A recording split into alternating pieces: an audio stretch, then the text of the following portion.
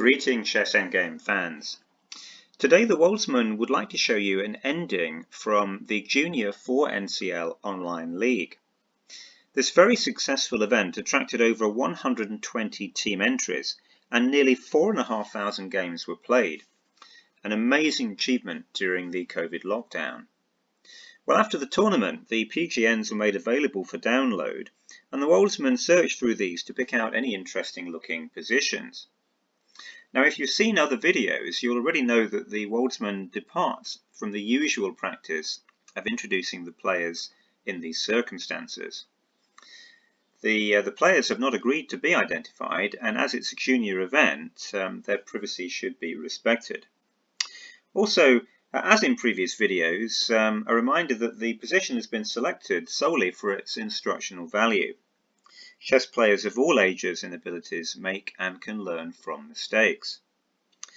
And then finally, just to note that the Woldsman's transitioning to some new equipment with better functionality. So the sound on this video may not be quite as good in terms of quality as usual, for which apologies. Okay, well, let's turn to the position. It's a rook ending, and white has got this extra bishop's pawn. The black king, though, occupies the queening square on f8. So, although the white king is pretty advantageously placed on f6, this position should be a draw.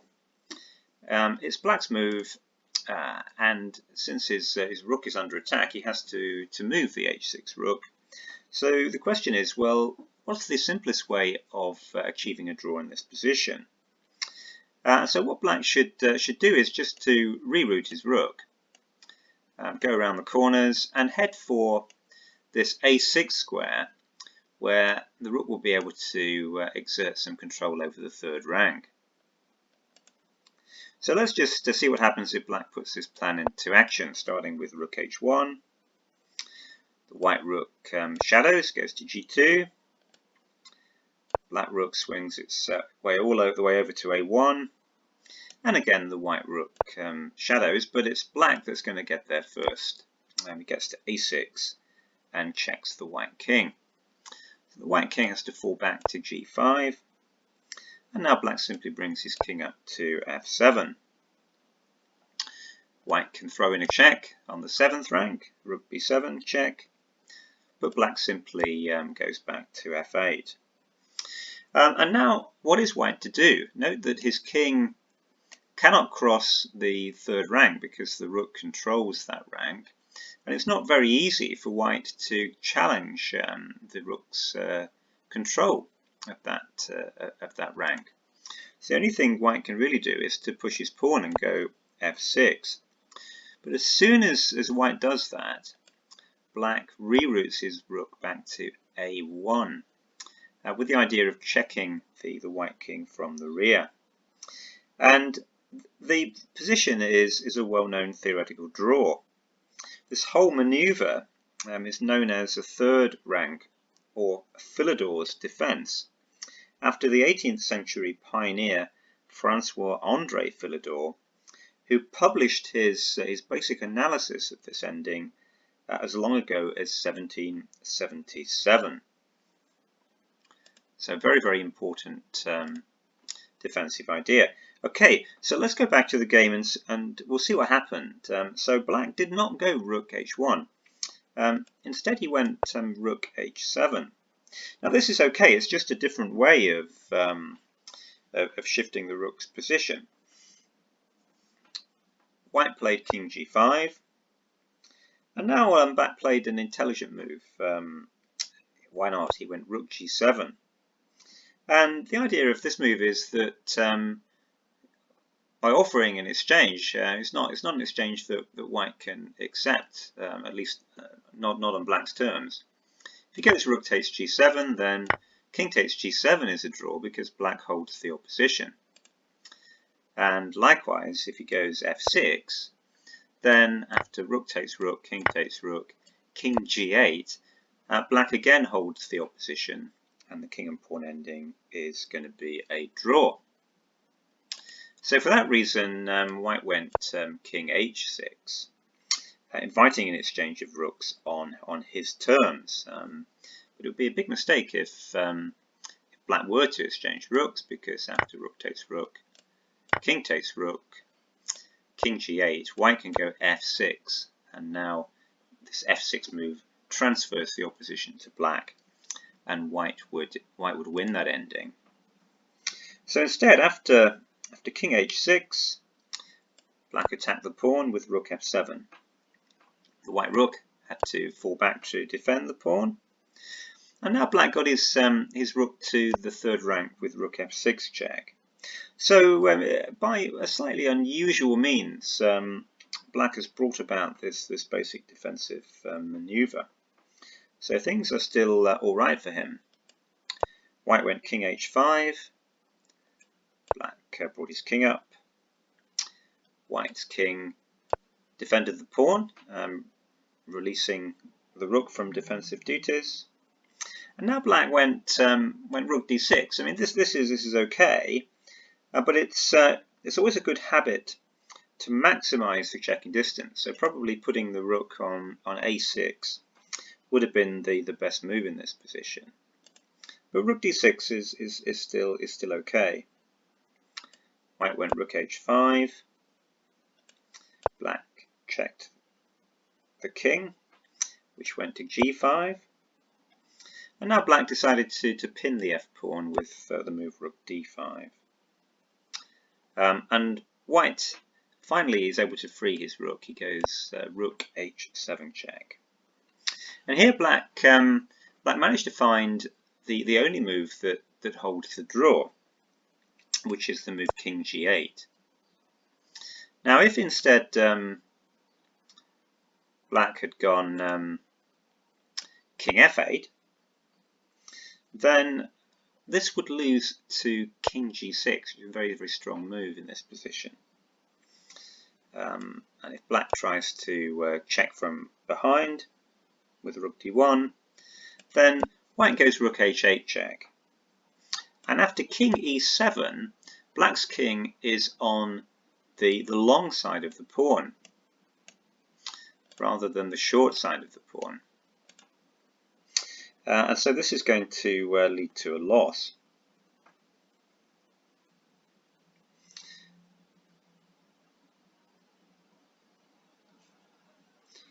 White can go f6 check, and after king d7, he has king g7 penetrating with the king.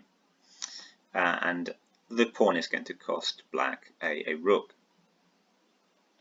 So instead black went king g8, an excellent move, attacking the rook, not giving white the opportunity to go king g6, because if white goes king g6, then black can simply take the f-pawn. So instead white went rook a7. Black went rook d1. White went king f6. And black's rook went back and correctly gave this check along the third rank. White went king e7. And now black decided to put his rook on h6. Now this is still okay, but I think it would be preferable to move the rook to b6 on the long side of the pawn. Again, getting into the habit of playing correct moves is a good idea in endings. After rook h6, white went rook a8 check, and black went king g7. Notice that black's king is now on the correct short side of the pawn. And here white came up with a pretty good try.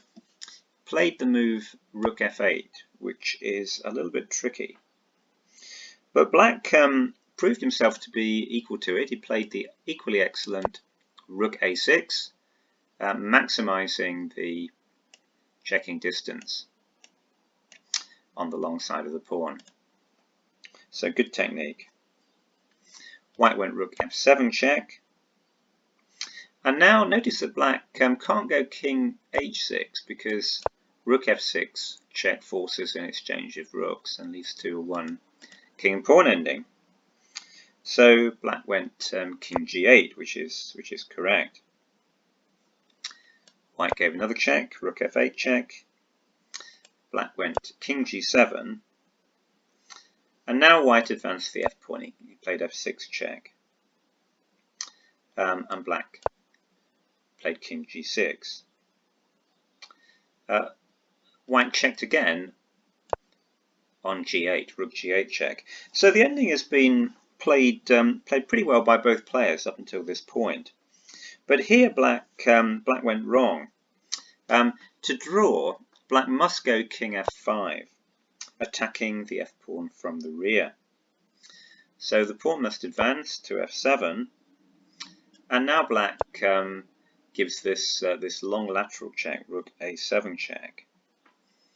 And if king e8, he goes rook a8 check, whereas if he goes king f8, then king f6 is going to round up the f pawn and draw the game. So king f5 was the correct move here. But instead of that, black played the move king h7. And now simply f7 is a win. And there's nothing that black can do to stop the pawn other than giving up his rook. But white missed the chance to do that, and instead he went rook g7 check. And black met this by going king h8, which is another error. As we'll see, going into the corner allows a very neat tactic. And instead black needed to play king h6. The basic idea of this move is that if white goes rook g1, then black's rook checks. Black is giving these maximum checking distance lateral checks, and the king is still on the correct short side of the board. So black is well placed here. After rook a7 check, there's nothing white can really do. He can't really close down the checking distance without giving up the f pawn. So if he goes king d8, we have rook a8 check, and if king c7, trying to close the rook down, then black is just going to go rook f8, and he's going to win that f pawn and force a draw. Okay, but sadly black did not go king h6, and instead he went king h8. And the problem with this move is that it allows a very neat little winning trick. So in here, white has got the nice move rook g8 check. And if black takes the rook, then f7 comes with check, followed by promotion to a queen. While if black goes king h7, then it gives white an opportunity to put his earlier mistake right by going f7, forcing a win. But rook g8 check didn't appear on the board, and instead the game continued king f7. And this allows black a very neat little drawing tactic, because he can go rook takes f6 check, and if king takes f6, then the game ends in a neat little stalemate. But instead, rook a7 check appeared on the board, and this gave white the opportunity to go king g6, getting rid of all of the stalemate ideas. But that didn't happen either, and white went king f8. Black went rook a8 check here. He can go rook f7 check, which is a lovely little move. And regardless of what white does, the game now ends in a draw. If he takes the rook with the rook, it's a stalemate draw. If he takes it with the king, it's a stalemate draw. And if he moves the king out of the way, then black can just probably take the rook. And then after white recaptures, all the material is off the board, and the game would be a draw. Instead, though, black went rook a8 check. That's still okay, though. But after king f7, well, black needed to go, I think, rook f8 check here, with the stalemate idea, drawing the game. But instead Black went Rook A7 check, missing his chance. And the second time round, White found the move King G6. And now there's no stalemate. The game in fact finished Rook takes Rook check, Pawn takes Rook check, and after King G8, if it was Black's move, it would be stalemate, but sadly White has the move, and King F6 was played, and Black resigned here.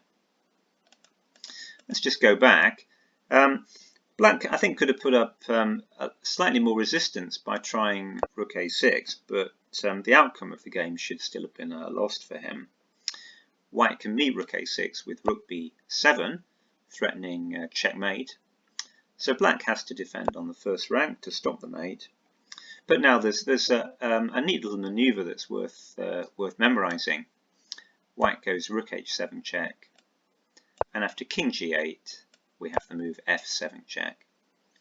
And now White is winning everything. After King F8, we go Rook H8 check, and after King E7, we take the Rook. And then next move we're going to Queen the F pawn, and the game is a trivial win from that point.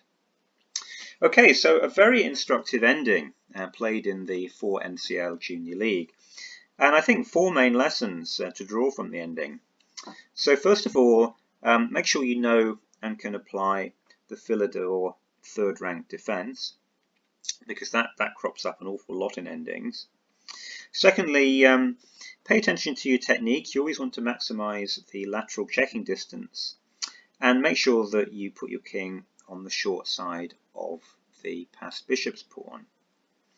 Third lesson is just to be alert for frontal attacks if you have the opportunity to win the enemy bishop's pawn. And lastly, be alert to possible stalemate opportunities, because this theme again crops up quite a lot in endings. Thanks very much for watching.